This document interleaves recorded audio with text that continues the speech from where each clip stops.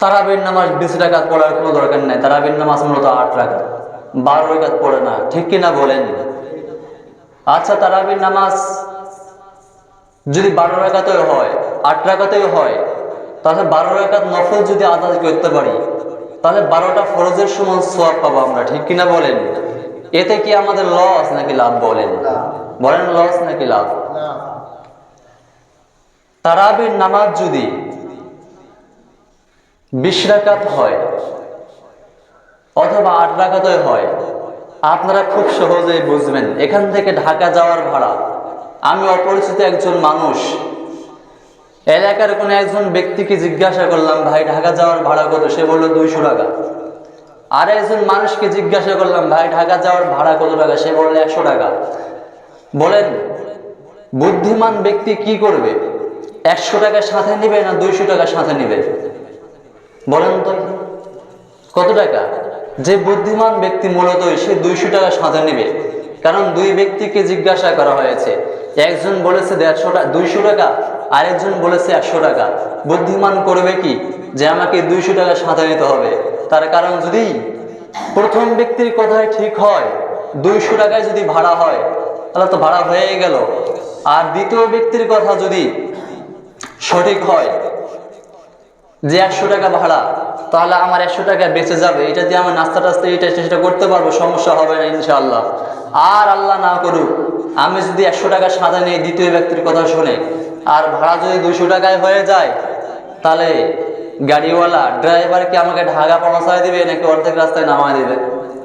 বলেন দেখি, ঢাকা পৌঁছা সম্ভব হবে? পৌঁছা সম্ভব নয়।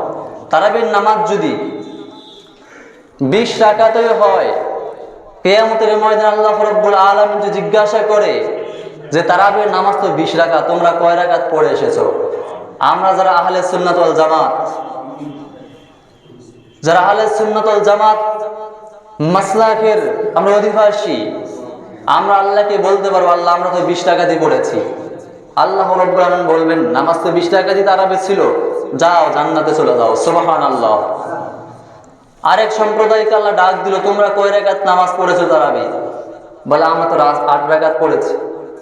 বলে না, 8 রাকাত না তো 20 রাকাত ছিল। ওদেরকে কি বলবে? এদিকে যাও। এদিক কোন দিক? জাহান্নামের দিক।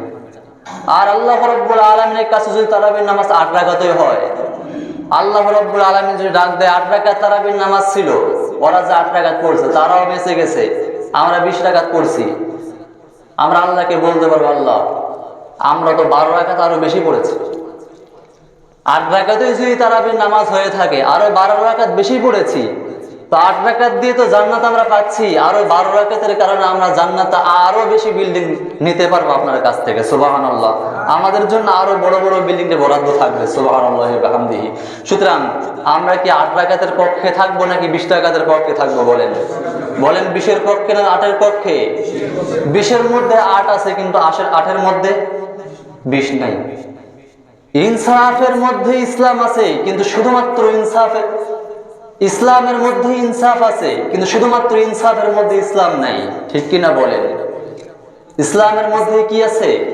ইনসাফ আছে। আপনি যখন ইসলাম কায়েম করবেন, ইনসাফ কায়েম করবে, এটা বলে আর চিল্লাচিল্লি করার কোনো প্রয়োজন হবে না।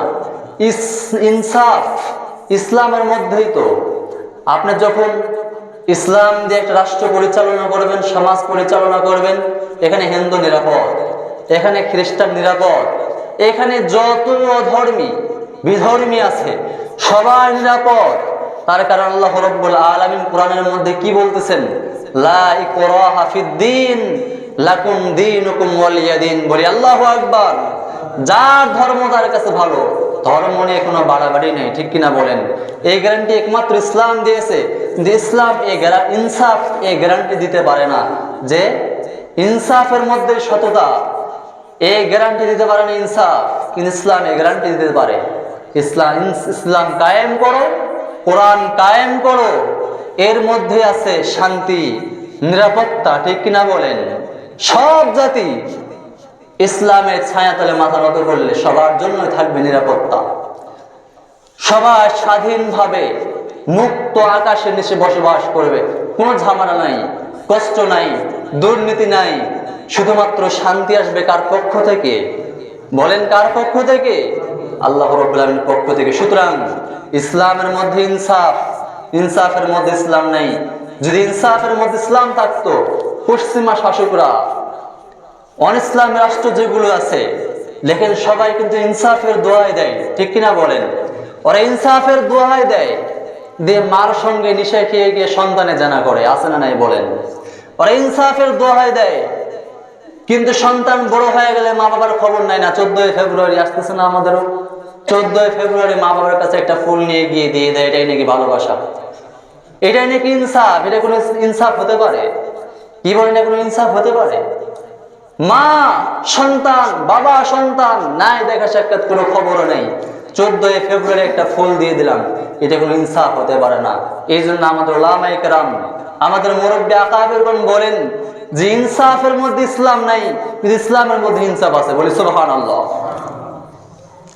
রমজান মাস বড় গুরুত্বপূর্ণ একটি মাস। তাহলে তারাবির নামাজ আমরা কয় রাকাত পড়ব? 20 রাকাত। কারণ 20-এর মধ্যে 8 আছে, কিন্তু 8-এর মধ্যে 20 নেই। নবী করিম সাল্লাল্লাহু আলাইহি ওয়াসাল্লাম বলতেছেন যে একটা নফল ইবাদত যদি এই মাসে কেউ করে, আল্লাহ রাব্বুল আলামিন একটা ফরজ ইবাদতের সওয়াব তার আমলনামায় দিয়ে দিবেন। সুবহানাল্লাহ।